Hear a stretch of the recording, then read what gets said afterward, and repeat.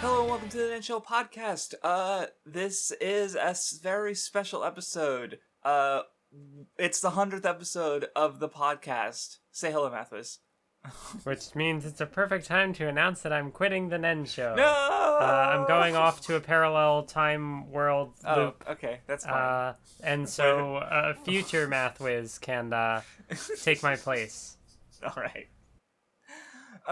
So before we get on to comments, I figured. Well, there was. I guess it's also starting with comments. There was an interesting suggestion by Oblivion.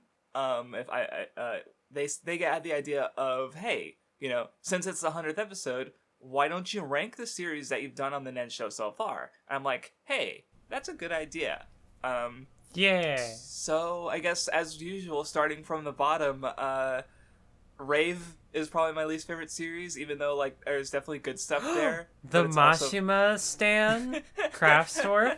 That said, I do actually want to reread Raven Fairy Tale at my own pace now, because I feel like even back then I was still maybe a bit too close to the tirade. You know, so like personally, so you know, I think I could stand to give them another look. But you know, even so, it's like Rave's got some good stuff that I liked. But you know, we did the podcast on it, and I came around on it in a few ways. But it's you know, it's still Rave. Go ahead. Well, would it make more sense for like you to go through all yours and then me go through me rather than like we do the back? arc rankings where we kind of go back and forth. I mean, I guess yeah. So bottom of my list is Kinnikuman, to no surprise. Although it might surprise people, it's not Gintama down there. No, your conflicted feelings on Gintama are very, you know, clear to me at least. So, yeah, my second least favorite is Kinnikuman, where it's like, I mean, and I liked it more than you, so that's not like, I feel like that's not, like, at this point, I'm already at 6 out of 10 for me, right? Like, most of the things we've read on the Nen Show I've liked. It's like, even, you know, Rave to a degree, even if I only give it a 4. You know, so I have a feeling I know what your second least favorite is. Really? No. Yeah. Gintama. Oh. Oh no. Yeah. You know, I thought about putting it lower than Kinnikuman, but like there are some interesting things in there. It's gonna take me a while to get over like the bitterness I feel from all of those podcast recordings and just. No, it was like the third longest series the second longest series we've covered episode wise, the third longest. And I remember you mentioning something about how like, you know, you just like, because you probably see a lot of people who really like Gintama on like Twitter and stuff, and you just feel like a strong disconnect there because you just don't you know, see it the same way at all. I suppose I think I saw you say something like that, but yeah, so I gotcha. Yeah, whereas like, you know, I wasn't a particular fan of like Rave or Fairy Tale either, but at least like I didn't have people constantly telling me like, no, these are actually like great, you know, the like pinnacle of Shounen. Yeah, no, yeah, I mean, that makes sense. Anyway, my third least favorite would be Fairy Tale, which, you know, again, I do like, you know, I maybe even more so than Gintama, I'm conflicted on it, or I was thinking back just because of, you know, I did the tirade, and now that I've done the tirade on the tirade, I've kind of got all that out there, so I feel like, you know, I do want to reread it again and see how I feel. My third least favorite is also Fairy Tale. Whoa! Oh, that's right, yeah, now I remember, because you did put Rave above Fairy Tale, because I think your reasoning was that even if, you know, Rave was just kind of where Fairy Tale had more things that you didn't like, so... Yeah, Fairy Tale just was kind of more of everything, I guess, compared to Rave. Right. Whereas I forget exactly how I had described Rave, but like it seemed like it had a more... Actually, never mind. I don't remember at all. But I guess to swap the order for a bit, Rave would be your next least favorite? Or series? Okay, gotcha. Yeah, and then that ends the part where I'm like, these are the series that I thought were not good. Gotcha. Well, and luckily I'm in the good territory still, because here's where I take a bullet. My fourth least favorite series we discussed is probably Yu Yu Hakusho, where, I mean, look, Chapter Black is really fucking good. I just don't like the rest of the manga close to as much as Chapter Black. It's like I like Tokuro, even though I didn't. The rest of the Dark Tournament is like, eh. And the last arc finishes it off well to the point that I wanted to make a video on it, but eh. It's a good manga. I just don't like it a lot. It's still 7, but it's just like Well, I will say that though I said the reason I put it's not like so the next one would be Gintama. I didn't put Gintama in the middle because it's like, I definitely don't like this less than Soul Eater, but more than Yu Yu Hakusho. It's there because I don't know. Like, I'm still kind of conflicted on Gintama myself, even though I gave it a 7 out of 10. So I put it in the middle just to, so, it's not, so it's more that, like, I do think I like Soul Eater more than Yu Yu Hakusho. I just don't know exactly where Gintama goes, so I just put it in the middle. So, it's so it's not this low because of Yu Yu Hakusho, it's this low because of Gintama. So another reason for you to dislike Gintama. Yes. Although, that makes sense. So I just went through 2 entries. So the next one up for me, as I said, this is getting into the stuff that I think is decent. It's good. Bleach, which I think is like of all the things on this list, I think it's the one that would benefit most from a reread. Look, if I hadn't reread it, I would probably have said Bleach already. Is my thing. Which is because that's the thing when we get to the later parts of the list. I've already reread Naruto and Bleach myself, right? Which is what I want to do with Fairy Tail and Raves, so that's why they're higher. But anyway, and then above that, because you gave 2. Above that, I have Ashita no Joe. Yeah. Because this is one of the series that I usually the greats start off great from the beginning. This is one of the ones where I would say it kind of has a bit of a slower start. That's how I felt. The scan quality didn't help either. that too, yeah. But then once it starts to pick up, it really it does. I feel like it does stuff that still you don't even really see in a lot of these other shonen manga. I don't know, just something about the nature of the progression of the main character and the rivalries with all the other. Just the self-destructive boxing stuff, it's cool. Oh yeah, I gotcha. So anyway, my next one, I've already mentioned what it is, but Soul Eater, where it starts off kind of fine, but it gets the last arc is fucking phenomenal. And I was really close to giving it an 8, but I ultimately didn't. It's it's a fun time. The art is insane. It's Soul Eater good. Yeah, I'm kind of at the part here where there are definitely there's a little pocket here where all the entries could maybe kind of be flipped. So for me, the next one up I have is Dragon Ball. Okay. Because Dragon Ball good, but also I don't know. No, we just had fucking a 7-episode discussion of it recently. I think I understand your opinion on Dragon Ball. Though I will say, we're not ranking Boruto because I just feel like I haven't read that much, and I felt like it wouldn't be a good idea to rank it with all the other series. So, and also I'm watching the anime, so that's kind of a different thing anyway. So, just talking about Boruto though. The one comment I would have replied to was there's the one by DBZ Maki, which is I used to be a typical Boruto bad dude. And then the comment response is just, Boruto is actually bad though. And I'm just got him. You did it. Good job.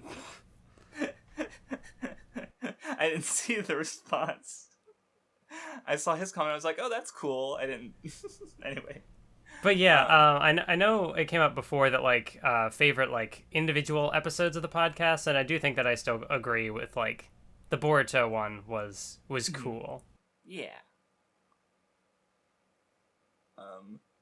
But yeah, I guess after Soul Eater, my next favorite one would also be Dragon Ball, which really fun, really good. We just talked about it. Go, you're still listening to us talk about Dragon Ball. Where do you think you are? Yeah, I guess above Dragon Ball, it really is a toss up between Soul Eater and Yu Yu Hakusho. Cause I'm still I remember being kind of surprised by how much I enjoyed revisiting Soul Eater, because I had it, when I watched it back in 2015 or whatever, the anime, I had it at a 5 out of 10 or something. And then I'm pretty sure I ended up bumping it to an 8 before I just stopped doing numerical scores entirely. Blame Gintama for that one. But yeah, Yu Yu Hakusho, Soul Eater, both good for different reasons. Yeah. So yeah, my next one would be Bleach. So look, at this point, so it sounds like we're gonna have the same top 3. Yeah, I guess so. Yeah, but no, actually we don't, because there's one you forgot that I haven't talked about yet. So yeah, well, at this point we're in the 9 out of 10 territory. This is like stories I really fucking like. So because I did reread Bleach, and I just it's such a good fucking manga. I want to make more videos on it, at least one big one that I have in mind. It's really good. And well, did you give 2? Do you count that as talking about Yu Yu Hakusho? Yeah, I gave both. Okay, gotcha. Next would be Naruto, which it's slightly above Bleach. They're both. How is the big 3 so fucking good? What the fuck? And I am working on new Naruto content, and I'm still watching Boruto. They're just they're two really great series. On one hand, our Nen Show discussion of them was very formative to me, and how I talk about art and stuff. Yeah. Realizing hey, I'm not infallible, and in fact the community is also kind of wrong a lot of the time. But the weakness of that is I came into that with a more typical mindset, and I ended up giving them lower scores than I have now. So they're so good. But anyway, I have 3 left. So yeah, so my top 3, Naruto 3, One Piece 2, and Hunter x Hunter 1, because surprise, surprise, Mathwiz favorite manga, Hunter x Hunter. Nobody saw that one coming. But yeah, no, from what I remember, Naruto was a series you liked a lot as a kid, and it was also, it was important to both of us going through it again on the Nen Show. And then One Piece you just, loved from basically the second episode, if not the first. Or the second reading. But yeah, so my top 3, Hunter x Hunter, it's so good. It's so fucking good. There's I did talk about how I don't like how the fan base sort of throw other shonen or the genre or the battle shonen genre under the bus for it, but there's a reason it is talked up, even if I don't agree with a bunch of things being said. My number 2 is Ashita Joe, which is my it's the closest manga to becoming a 10 out of 10 for me. It's it's the highest 9 I have, basically. I've read it 3 times now. I love it. I really like Gojo a lot. And of course my favorite is One Piece. Okay, discussion over. I'm the One Piece guy. Do I need to explain more? But anyway, so yeah, those are our favorite series that ranked that we've discussed. But yeah, I guess I only had one other comment to talk about. Melvin said something. It sounds apparently Toriyama was going to use the name Gogeta with the fusion but the movie was doing that. I kind of don't know if the staff or the manga author is usually involved in some level with anime original stuff. It's not like they have zero say. Usually they'll give character designs and stuff. So the way it's worded, it almost reads like Toriyama had no idea what was going on with the movie, which that just doesn't as far as I know, that's not how it works, right? With One Piece, Oda has to confirm all the anime original Devil Fruit ideas because they can't be if they wanted to do a lightning fruit before he introduced Eneru, he'd have to say no, right? Because I have an idea for that fruit. So I would expect Toriyama is involved in doing character designs and stuff for the movies. So to say he just the movie isn't made, to my knowledge, they're not made independently of Toriyama. So I was just kind of curious as to if that's if you have a source for that, because that's it's true. That's interesting, but I'm just not sure if that's true. Anyway, so yeah, moving on or not quite moving on to the discussion because first. We're not going to go through it like we normally do the Nen Show, but we did read Galactic Patrol Jacko, or Space Patrol Jacko as I formerly knew it as under the fan-translated title. So what did you think of Jacko? I sleep.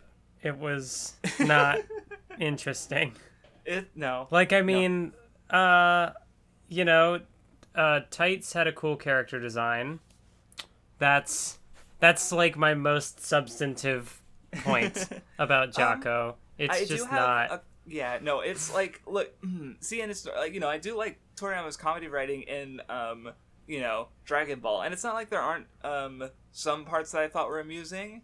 Like I think my favorite part of the manga is at the end when we see Bulma as a kid, and like she just has some good interactions, like with Jacko. I like her. She is smaller than me. It's like, okay, or just like her having the giant fuck huge laser that makes Jacko like, what the fuck? How's that possible? And she's smart even as a kid. Seeing Bulma as a kid was the best part of the manga. The other good thing that I liked, well, because like it's still Toriyama's art at this point, and it's very, very different from Dragon Ball, but I wouldn't say it's worse. And one of the reasons that like I think it's interesting, like how he drew it, is that there's a different like attention to like space, if that makes sense. Like the way he draws like the interior of some of the houses or the city, he has way more like detail going on. Like one that part that I remember in particular is like they're climbing up a scaffolding and you can see the road below with the cars and the buildings, and like so it's almost like, even though like the action parts like Jacko fighting the fish are definitely like not as good as Dragon Ball's action parts, like it's not worse, I would say, or it's different, right? So I just feel like because I think generally people like, oh, Toriyama's art got bad. What's weekly serialization does to a motherfucker. And so like, but I still think there's aspects to Jacko's art that are good. So I just wanted to highlight those. But yeah, overall it's like, okay, yeah, it sure does introduce this character who shows up in Super, and it's see, that's the thing, is like I couldn't when it was first published, it wasn't published as like a Dragon Ball tie-in. That was sort of like a surprise twist at the end. But it's like, why are we reading on this Dragon Ball podcast? Like, the surprise is gone. Because obviously there's the whole thing where it's like, oh, I'm here to stop an evil alien, and it's, he's here to stop Goku, but, or Kakarot, rather. But yeah. It was a manga. That's it. Alright, let's talk about Dragon Ball Super. Though I guess, real quick before we get into, what are your overall thoughts on the reading for Dragon Ball Super? I did not have high hopes or expectations going into the reading. I will say that up front. The first arc was about, I feel like the first arc in particular felt like they were just breezing through material to get to like the stuff with I forget what the actual arc is called, but like the Goku Black Future Trunks stuff was surprisingly good. I don't know, like I as I said, I was going into this with low expectations, but I was pleasantly surprised by that second arc.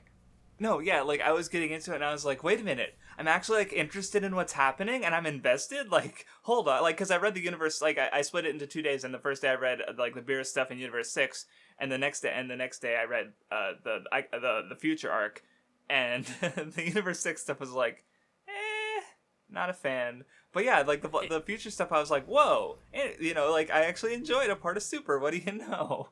So yeah, it's more than I expected.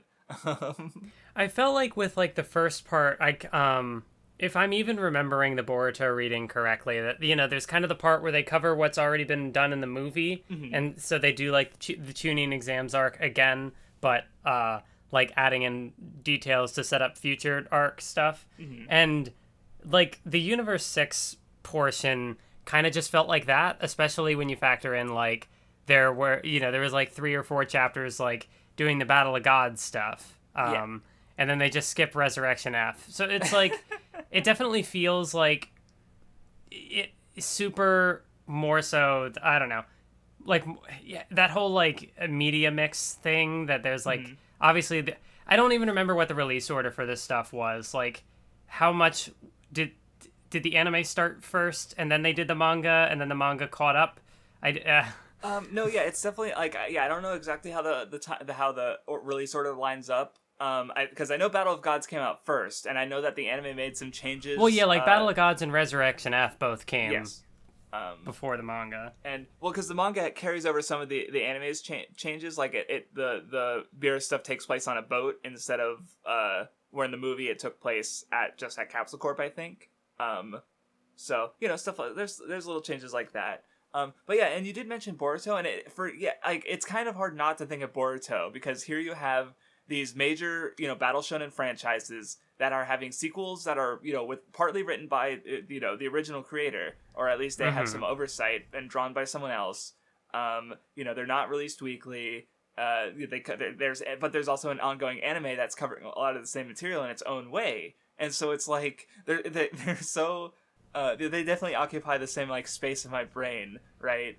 Though I will say, I think I like Boruto better like as a sequel to Naruto than I like Dragon Ball Super as a sequel to Dragon Ball. Like, it's not bad. I would agree. It's not bad. It's just like there's some weird inconsistencies that I'm not a fan of. But I also like Toyotaro's art as doing Toriyama's thing, but in his own way, more than I like Ikemoto's art. Though the Boruto anime is visually phenomenal at times, especially like when it like some of the fucking there's some fucking great like it never looks bad, but when it looks good, it looks really good. Whereas I know that Dragon Ball Super for the first I don't even remember how long it lasts, but like the production issues because of like scheduling and stuff and right. Yeah, I've seen some screen caps of like just Beerus or and animated bits of just like the Beerus stuff just looking not good. I will watch Super eventually because I know that like they add there's stuff that like, because that's the thing is like the manga just skips over so much stuff. Like it literally goes, hey, Resurrection of F, a thing that happened. And it's like, well, it's a good thing I saw that movie already. So and it's just like it becomes a plot point that Whis is able to like turn back time, but you wouldn't know that unless you'd watched the Resurrection of F movie. So it's like, okay. So yeah, it's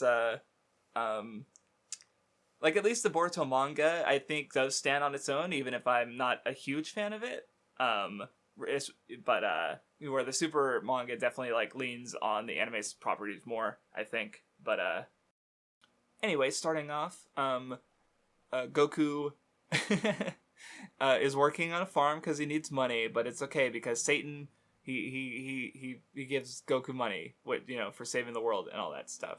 So that I guess that plot point just immediately goes away. And then we get introduced to Beerus. I do like Beerus.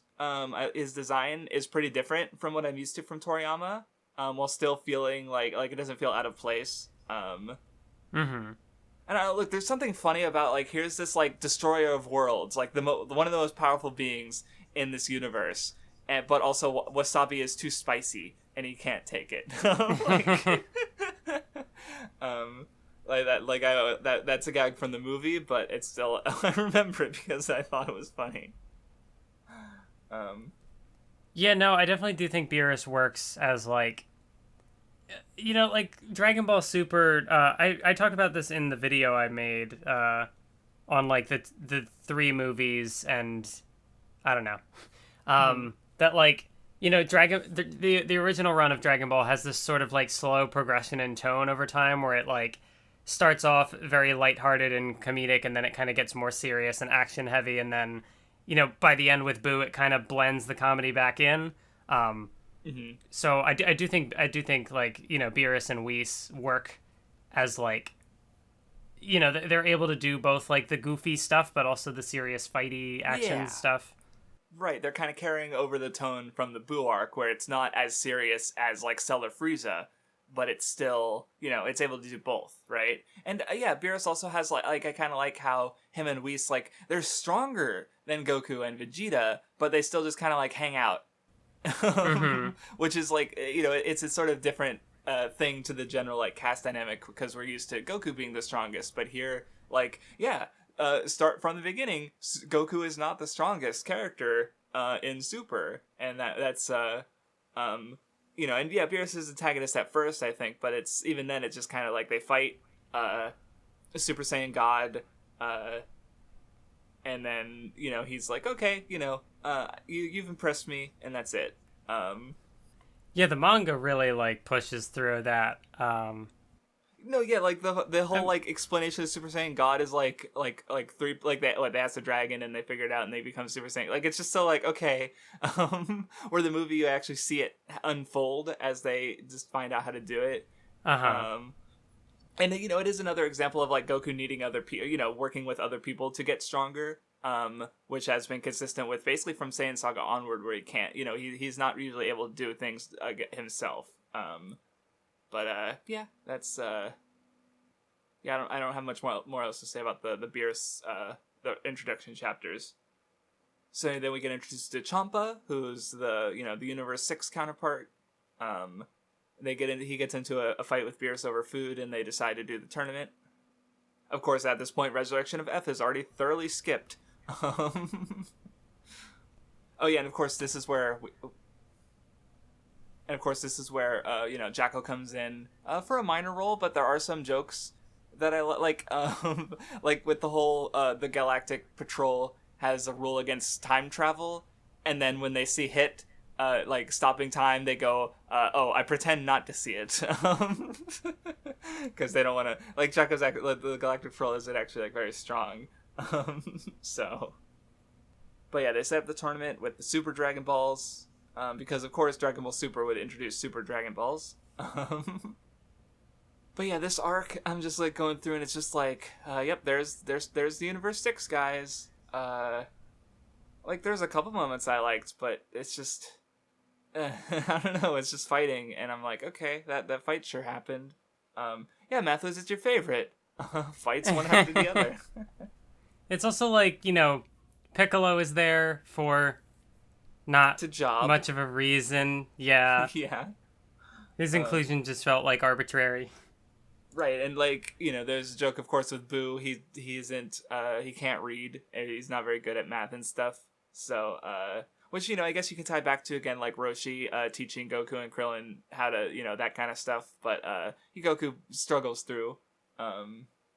But anyway, the first fight with Bultamo is like, yep, he sure is he's stretchy and resilient, and Goku just brings him out, and it's like, okay, sure. Like it's just not that interesting. Like, what's the conflict here? You know, I expect more out of Dragon Balls. So, you know, again, like maybe it's just like, yeah, this is a manga. This is happening. Frost, I guess there's a thing where he's like trying to be sneaky and nice, so he can stab you in the back later. But like, yeah, we already met your alternate universe counterpart. So like he my final form, and he transforms into the alien one, and Goku's like, that's not the final form, I know. And then there's the whole thing with the poison needle. Yeah, I know that like this reading has definitely done a lot of you know, like, oh, it's Frieza, but not. Future Trunks comes back.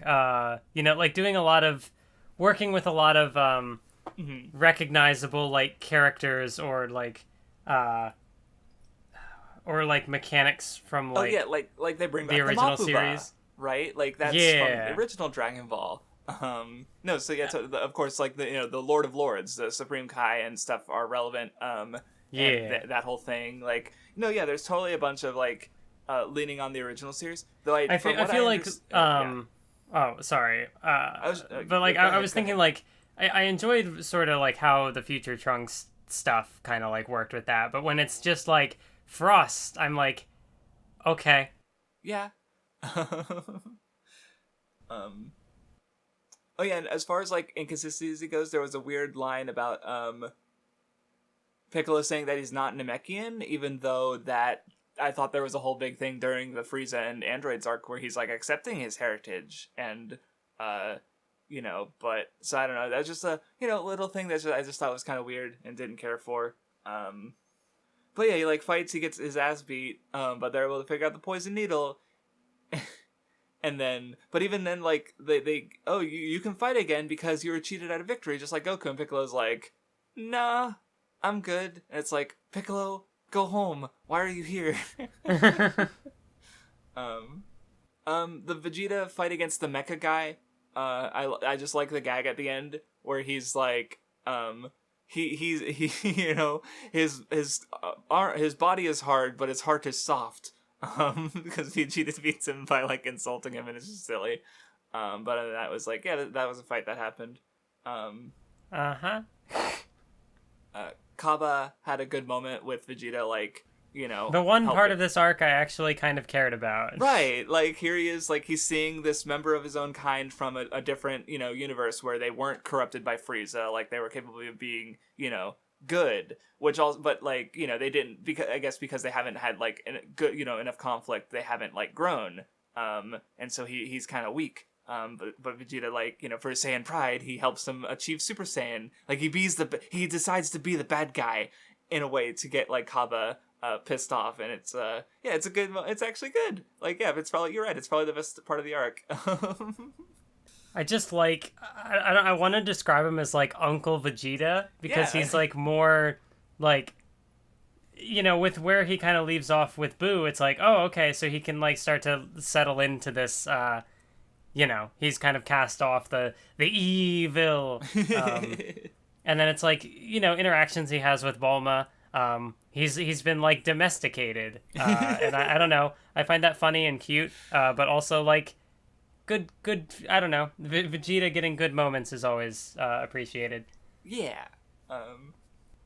Although one small thing I do like, because they're really just expanding on something from Z in retrospect, but like, because with Z the whole thing was like Super Saiyan 3 like consumes so much energy so it can't be used consistently, and so I kind of like how they balance out like they make it so that more of the forms are used, right? Like, it's not just, okay, just be Super Saiyan Blue all day every day, right? Because those later forms just consume so much power that they actually have to think about how they use their transformations, which I kind of like, actually. Like, you know, if you're gonna have like literally, like, I'm not even like, you know, we're barely 10 chapters in and they've already added Super Saiyan God and Super Saiyan Blue on top of the other Super Saiyan transformations. So by having them have to, like, you know, Vegeta goes blue from the beginning and he doesn't have the endurance to last in his fight against Hit. While Goku like gradually ramps up, so he's able to like keep fighting and keep, you know, gaining more ground without blowing his load early, so to speak. So you know, just a little thing I appreciate. Though I figure that goes away by the end because Goku's figured out how to like maintain Super Saiyan Blue, like he found out how to maintain Super Saiyan back in the Cell arc. But I don't know, I haven't really read past this. Like, well, I have read Super before, and I stopped somewhere in the Future arc. But that was so. You know, I kind of know a couple things that happen, especially with the universe survival arc. But the one after that, I'm basically blind on, so the next reading should be interesting. Yeah, I've never seen any of the Super TV anime or the manga, but or at least like I haven't watched it. But I, you know, would see like clips or stuff being like shared around. You probably or recognize whatever. Jiren if I showed him to you, right? Yeah. Right. Like, but yeah. Like, so, I recognized enough with like the Goku Black Future Trunks stuff that there were some differences in the manga than what I remember, you know, certain clips from the anime. So that's neat. Yeah, but yeah, I don't know how the anime goes. I watched like 3 episodes of the Super anime. But anyway, so yeah, Hit beats Vegeta, and you know, Goku fights Hit. He has time manipulation abilities. I mean, I guess this one was fine. Like, Hit's this like killer. He's an assassin, but Goku kind of like, there's parts where Hit's actually enjoying the fight. But then Goku gives up because, you know, Hit's not even trying at the end of the day. Like, he'd be stronger if he was going for the kill. But, you know, which, you know, it's just the there's always someone stronger idea, I guess. And yeah, that's about all I got from the arc. Oh yeah, and there's Monica, I guess, who is, Beerus wants Goku to think there's someone stronger, but Hit takes the fall against them.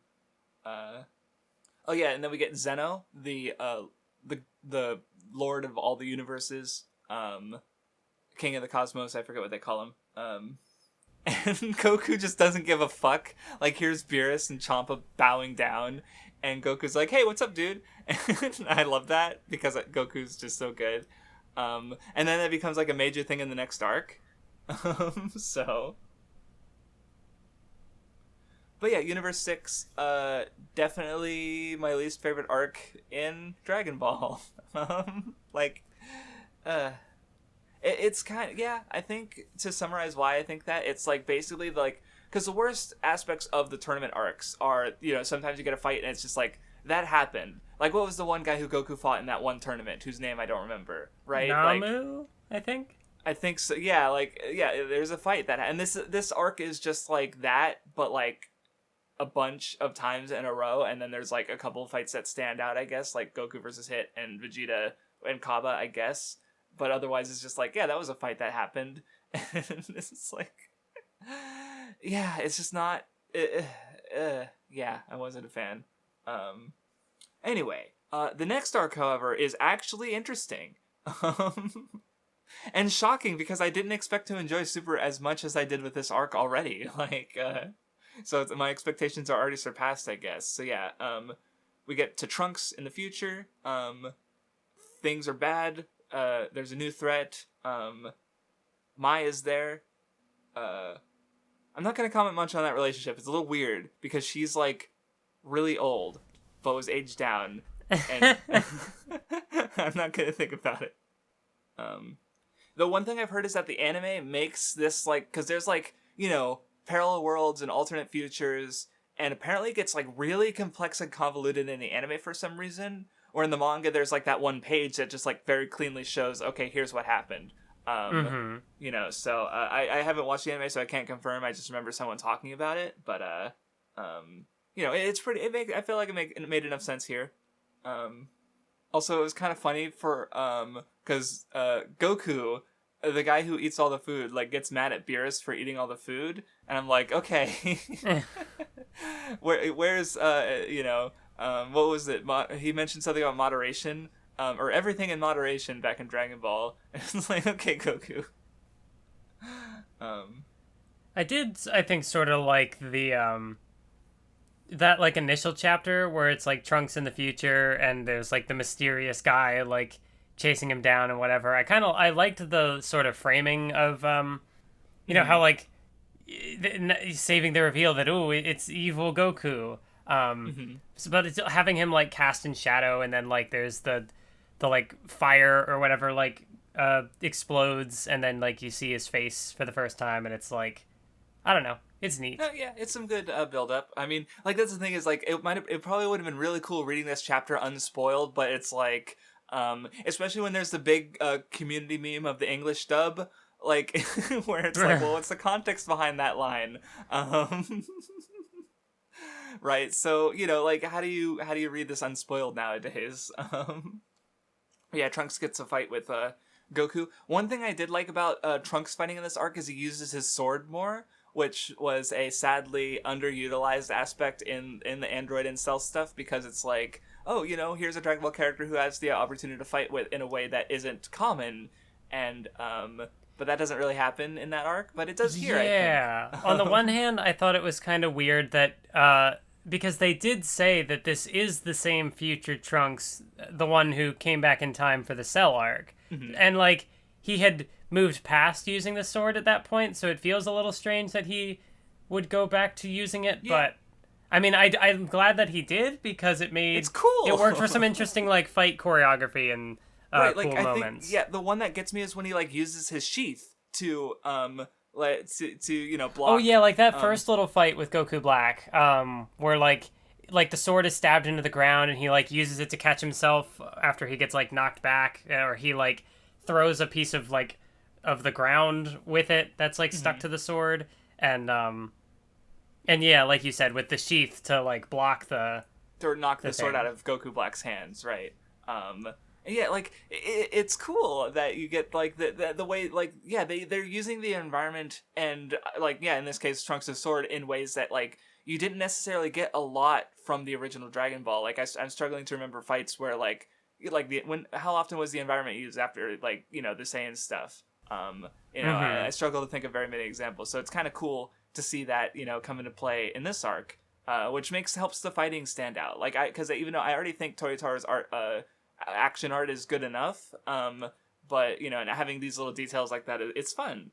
But yeah, Trunks is able to escape to the other timeline, and you get some little interactions with him and his other self, So you have like the present Trunks and then the future Trunks, and they kind of have like a brother relationship. Mm-hmm. Also, I love he comes back and he's like, he's initially mad at Goku because he thinks he might be Goku Black, but he's like, wait, you're supposed to be dead. And he's like, oh, a lot happened, you know. I think, as I was kind of talking about a little bit earlier, the way this arc, like, kind of uses old things, like, unexplored, or not unexplored, but, like, I almost want to say, if like, not as, like, a negative thing, it almost kind of feels a little, like, fan fiction-y in a way, the way that, like, oh, like, what if future Trunks saw, like, you know, kid Trunks? Because obviously, like, at the time, for the Cell arc, you know, Trunks was still a baby, but then, like, Trunks becomes a character in the Boo arc, and so, like, you kind of get that. And also just with, like, the new threat, it's like, well, yeah, in the alternate timeline, how would Trunks have handled Majin Buu? Yeah. And that sort of stuff, where, like, it feels like the sort of, like, what if kind of videos you would find on, like, or discussions on forums or whatever, but, you know, I think it makes it work, in this case. I think it's neat. Yeah. And, you know, I do like, again, having all these mechanics, and from different arcs, too. Like, like you said, that there's Future Trunks stuff, there's Majin Buu stuff. It goes back to Demon King Piccolo with the Mafuba. Yeah. There's lots of cool little things there.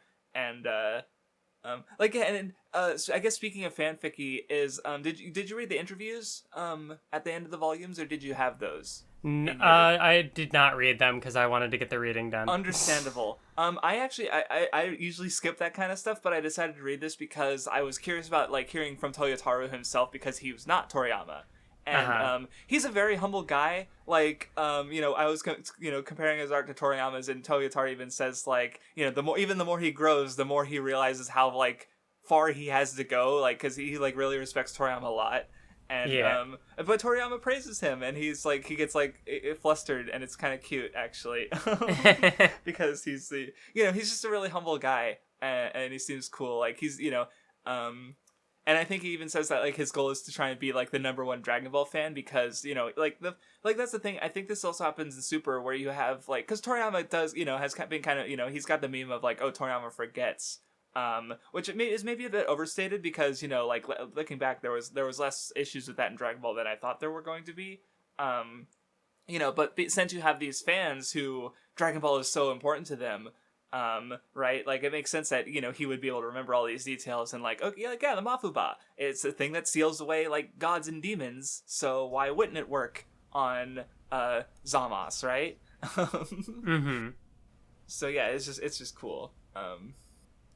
But yeah, Trunks explains what's going on. They have a little he has a brief sparring session with Goku, and, you know, Goku Black is still stronger.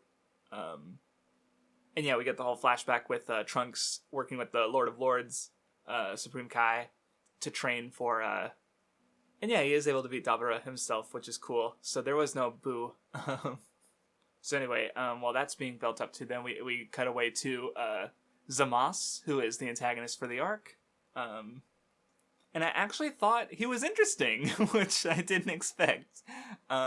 Because, like, I think what I really took from him is, because obviously he has this thing with justice, and, you know, he thinks that he's a god, so he has the right to judge mortals and decide whether they have the right to exist. And like, I think it was even mentioned in one of the interviews how like, Toriyama was kind of talking about how he felt like, as an artist, he couldn't really get across the psychology of his characters in certain ways, where he talks about, like, shoujo manga being really good at that. And how Zamasu is kind of different from a lot of his antagonists in that, like, he legitimately thinks he's doing a good thing, you know, which, you know, like, there's a righteousness to him that isn't there with, like, Frieza or Cell or the androids or Boo, you know, which is interesting. Though what the thing that I really got out of it is that, like, you know, since, like, you know, the Piccolo stuff, it's always been, here's these mortals reaching the levels of the gods, and so here's a character who, like, rejects that, like, completely. So I did kind of like that aspect about Zamasu. So yeah, like, I think tying it in with all the, like, Lord of Lords and Lord of Worlds stuff was interesting. And yeah, like, having someone because, like, in the original series, you did have, like, it even comes up that, like, oh, yeah, Kibito would say some things about, like, mortals. Right, like, there's a kind of classist hierarchy to it where, which comes in at the end, of course, but, yeah. But, yeah, so it's kind of, like, it takes that and then just, like, amplifies it further to the point where, like, he is the major antagonist of the arc. And it's neat. It's cool. Because, we get the whole thing with, like, the shark monsters that, to explore his ideals, where he's like, there's no way these guys will improve and evolve. And so they time travel to the future. And they actually, like, there seems to be, like, some kind of religion that they develop. Like, there's, like, a cult thing going on, but Zamasu starts killing them before they get the chance to really, like, see that. And so the elder's lesson kind of, it's unable to, doesn't get through to Zamasu. So, and then it cuts to them playing Mario Kart. And I'm like, what? And then there's the part I saw you mention where Zamasu is watching Goku fight Hit on GodTube. It's so funny because in the Dragon Ball universe they have YouTube, but for gods. It's so funny. Dragon Ball's so modern and trendy. It's so funny. It's funny. Your reaction is funny. I like how this is the one that breaks you. I mean, like, it's not that big a deal, but still, it's just kind of like, yeah, I mean, your reaction was funny at least, and it's like, yeah, it's just, it's a little, and of course they do the bit where it's like, oh, are you gonna become a god tuber instead of, and I'm just like, end me. It is a little boomer of a joke, I guess. So anyway, Goku goes to visit Zeno, and, like, Zeno comes kind of back in a big way at the end of the arc, and maybe it's a little anticlimactic, but I do think it works because, like, Zeno, he's the king of the cosmos. He's the most powerful being in, like, he could just end worlds with, like, on a whim. But he is also, like, a being, and he he likes Goku because Goku treats him like a fucking person. What do you know? And like there's the part where the Lord of Lords is like, I assure you, Goku is extremely grateful for your person, and he just goes, shut up. Like, he doesn't like all the formality. So, like, and that's just such a good contrast where you have Zamasu, who's, like, inherently thinks God should be above mortals, but then here's Goku being respected and enjoyed for not giving a shit. So, like I said, even if it's anticlimactic the way it, like, rounds out, I do think it's just, like, it's really fitting for what the arc is doing. Yeah, that's a more interesting take on it than I had felt, because, like, the only part about this arc that I didn't like was the way it ended. Yeah, no, I kind of understand that because, like, it is kind of anticlimactic, and it's the sort of thing where, like, even if it was set up that, like, Goku had the button, it's just like the entire arc had been focusing on these characters fighting Zamasu, and for, like, none of them to be the one to finish things off just felt a little weird, but I could see it maybe, like, somehow I think, fitting thematically. Yeah. No, I do think, like I said, I do think it works thematically, but, like, yeah, it does kind of, like, okay, all the fighting, what does it amount to, right? Like, they got stronger, Vegito Blue, sure, I guess, right? Like, and the fighting was cool, but then I feel, like, Zamasu is just able to split up, and it becomes too much to manage, so, they press the literal Deus Ex Machina. I mean, it was a forced out of Deus Ex Machina, but still. But, so it's like, it's not the end of the world, except it was for that world. But, yeah, like, and it's not the best way to end arc, maybe, but it's still fitting, so I can't, like, hate it. Because I also remember, like, seeing a bit from the anime where, like, Trunks cut Zamasu in half with, like, his sword, and it's like a magical, like, Super Saiyan super sword thing, and it's like, I can't say whether or not that's better or worse because I don't know what the, like, setup for it was. Right, what the like, maybe that's there, just as much of a... No, we're not... This isn't the Naruto discussion. We're not talking about fucking like ass pulls and Deus Ex. I don't know why I said that. Strike it from the record. Delete it. I will. Delete it. I'll do it for your sake. But yeah, see, I don't know how the anime handles it. Maybe people like it more. Maybe people like it less. I don't know. But anyway, getting there. Goku goes back to Earth. They start to figure out things about Zamasu and like how all of this happened. Since of course Zamasu is asking about, hey, how do you get into a stronger body? So they time travel to go fight Goku Black, and while they're fighting, they go to deal with like their timeline Zamasu. And Beerus destroys him, which is kind of like reminiscent of how like they go to destroy Cell in their timeline back in the lab when he's still like in the jar. Mm-hmm. But of course there's still like the other Zamasu. Well, there's like two of them because there's like multiple parallel worlds. But yeah, since Zamasu is immortal and he's also able to restore, he has healing ability, which comes up later in a unexpected way with Trunks, where he also apprenticed under the Lord of Lords, so he's able to use the healing ability too. So they aren't able to really make any ground against Zamasu and Goku Black. I think I kind of liked this, the way that things sort of like built up. I think in this arc, like the progression of things felt kind of interesting, because like thinking back, it doesn't really. I mean, like you get the fight with Trunks in the beginning, but then for a while there's like not a lot of action happening. It's just a lot of like moving parts and stuff, which I don't feel like. Like the action heavy portion of Dragon Ball does a whole lot. Like it'll sprinkle in like, it'll sprinkle in like the story with like what's even what I'm thinking? Because like back in the I'm thinking like the Demon King Piccolo thing, where like you're finding all this stuff out about Piccolo, and like there's the two sides of the cast sort of doing different things, or like. The Saiyan arc, which is like fight with Raditz and then training in between and then battle, or that sort of thing. Right. I don't know, something about this arc just felt a little different, and I thought it was interesting. No, that's fair. And like, yeah, the way, like, you're right, because it is able to juggle these multiple plot lines at the same time in ways that earlier the canon or the main series arcs didn't do. But then, yeah, it's also dealing with multiple timelines, and like there was a moment where I was like, okay, wait, hold on, Zamasu was just destroyed, but there's also this other Zamasu, and I had to like, okay, and then I saw the description, I'm like, okay, that the page that explains it's got and I'm like, okay, that explains, right, there's this branch timeline, and then there's the original timeline, and that's where that Zamasu, and once like it's able to juggle these different parallel worlds and not be confusing, so. Yeah, it's like doing a lot in an understandable way, and that's good. But anyway, yeah, so they retreat.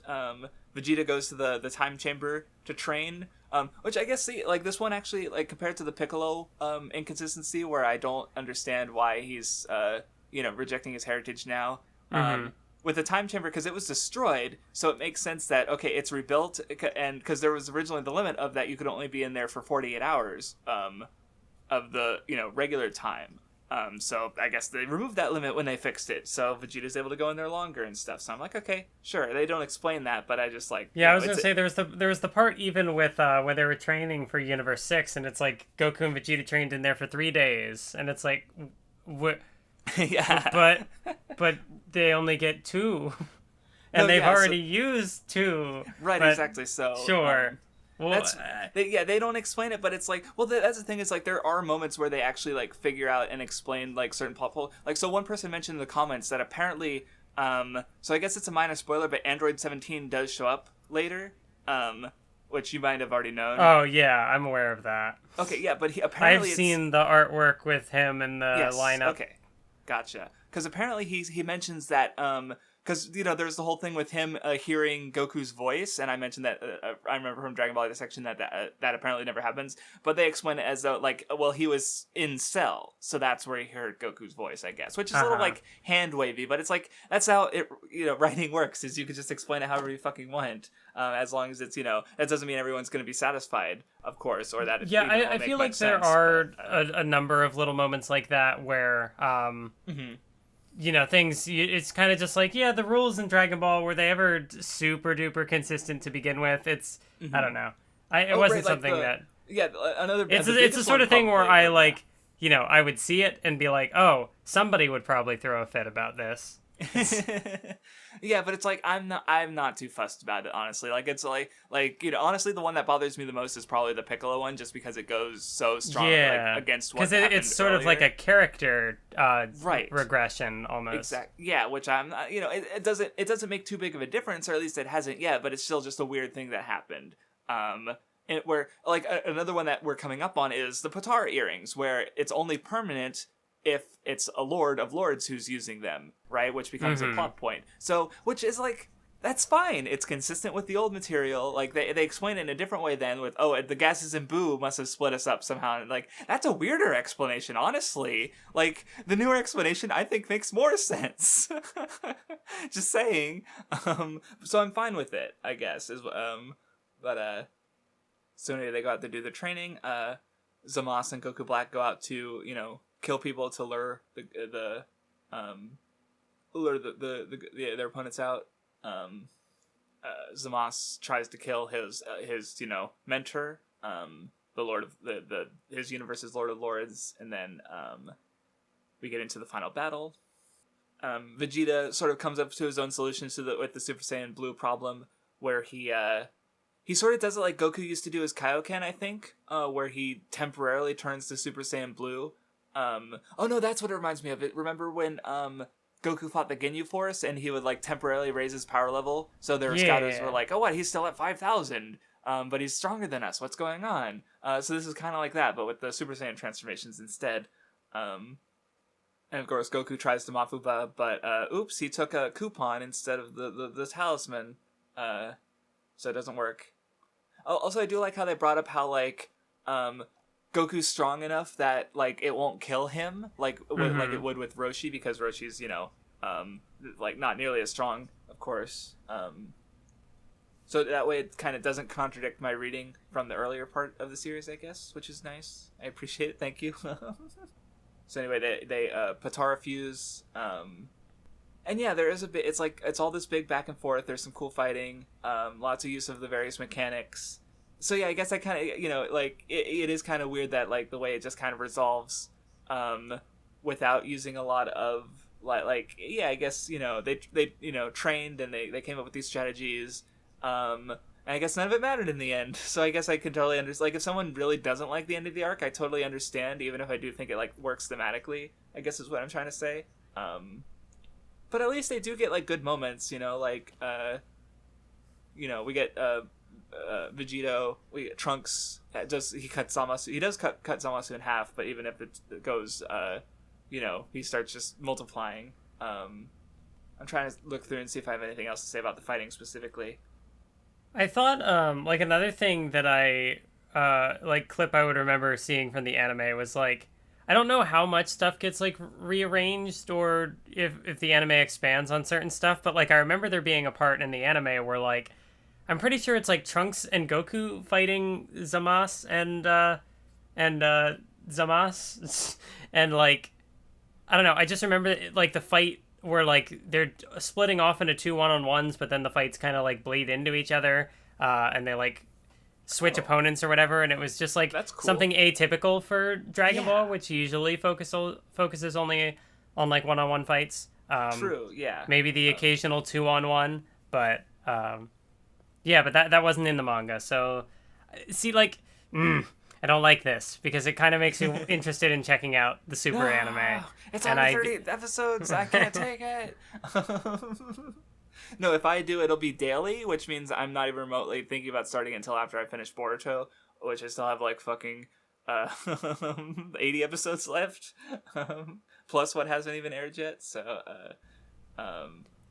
But I also thought that like for like Zamasu's whole deal, I thought like it's kind of interesting that he like he's always like, oh, mortals are lesser beings, gods are superior or whatever. But like for his plan to succeed, he like does uses the Dragon Balls to like switch into like the body of a mortal. True. I didn't think about that because that's so it's like even if he says that like like he wants to get rid of all of them and like a world of only gods.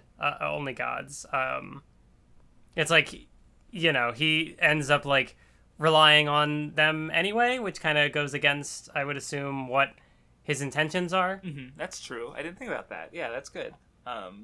Like it's a sort of thing where like he ends up using the power of the people he considers beneath him, because like as a god he can't like be strong enough on his own, I guess. Right, which and that also fits into the just like I mean it's similar with Ginyu where he's using other people's power instead of his own, or otherwise not using self improvement to get stronger. But it's like themes. Also, I do like the portal punching thing. That's always a fun ability whenever it comes up in things. But there were some like interesting fighting mechanics, like that one technique that Goku has where like Zamasu just disintegrates. He tries to do Beerus's thing, right? And which like that he just learned that apparently. Okay, so maybe he'll get I guess it's not like Goku hasn't killed before, so that one's just a bit more blatant about it almost, I suppose. I also thought it was neat. I thought that like Mai's role in this was sort of interesting. Like not only just to like give Future Trunks someone else to play off of who isn't Bulma. So like see a different side of that character, but then also the ways in which like the key sensing stuff that she doesn't have the like fighting ability to like hide it. So like there's the part where they find like they're escaping through the time machine and they find Mai, but it turns out that no, it's not Mai and the other characters, it's just Mai, and then like Trunks gets the sneak attack. Right. So it's like they're able to sort of use that in an interesting way. And then I guess like also the part I don't know. It's neat. No, yeah, they're definitely using the mechanics in cool ways, as we kind of mentioned before, and it's that's just an example. Yeah, I forgot. Well, I forgot about that one. But yeah, they go back to their original timeline. They sort things out. There's a weird thing about Pilaf. In general, like he has just like he's still smart, and there's a whole thing where he's like, don't get recognized by Bulma. Don't get recognized, and he figures something out with the parallel worlds. But they're able to figure things out with Future Trunks, where he and Mai go to one of the other timelines, since theirs was destroyed. And yeah, that's the end of the arc. I also was gonna say that I thought that like Trunks had, I don't know if it's like a character arc, but I thought as far as the whole stuff with like if the theme was like gods and mortals and like something there, I also thought that like Trunks gaining the ability to heal people because he apprenticed under one of the he apprenticed under the Lord of Lords. It was I thought that was like a cool element of the thing going on here. No, that actually is pretty good, right? Because it kind of implies that if Trunks kept going, he could become a Lord of Lords, right? Which kind of it's similar, like the fact Kami is introduced as he's God, but then it turns out no, he's just a mortal who became a god, right? So Zamasu seeing this sort of structure as something inherent is and it's just inherently wrong because there's nothing that they're just other ranks. It seems the mortals can just become gods, right? So that's a good point that you helped me realize. So yeah, I guess overall, I would say it's like, if I were to rank this with the Dragon Ball arcs, it would probably still be like in the lower half, 100%. But it was more than I expected out of Super. So I enjoyed it. It was fun. So I'm kind of curious as to the next arcs going forward, especially because I kind of already feel like I know a lot about the Universe Survival arc with Jiren because that one aired in the anime. But the one after that, all I know is the name of the main antagonist and kind of what he looks like, and I know like nothing else from that arc almost. So I'm really curious about that one. So yeah. I feel like I know nothing beyond this point, other than 17 shows up. There's another fighting tournament with all the universes. But yeah, I don't remember anything else that happens. I've seen quite a bit of discourse from that arc, so I do feel like I know at least tidbits about a bunch of the characters and how it ends in the anime. I don't know how it goes in manga. Aside from apparently in the anime, Roshi and Krillin get some cool moments that they don't in the manga. Which is kind of part of why I do want to watch the anime. Even if overall I like the manga more, just because it's not as long. But if the anime adds cool stuff, then I would like to experience that. But so anyway, next I don't even know how I would feel about Roshi becoming any more relevant than True. The Mafaba stuff, because his whole thing was passing the torch. So it's to bring him back into the conflict seems like it would be, I don't know. Not that big of a thing, but it would, I don't know. Yeah, I'd have to see how it was handled to be sure, but I understand where you're coming from for sure. So anyway, next time we're reading chapters 27 to 66, it's probably going to be another short discussion because, it's Super is not bad, but it's also not as interesting as the original Dragon Ball. Or it's interesting in different ways, I think, that maybe are less discussion worthy. But, so yeah, thank you for listening. Thank you for listening to our 100th episode. And we will see you next time.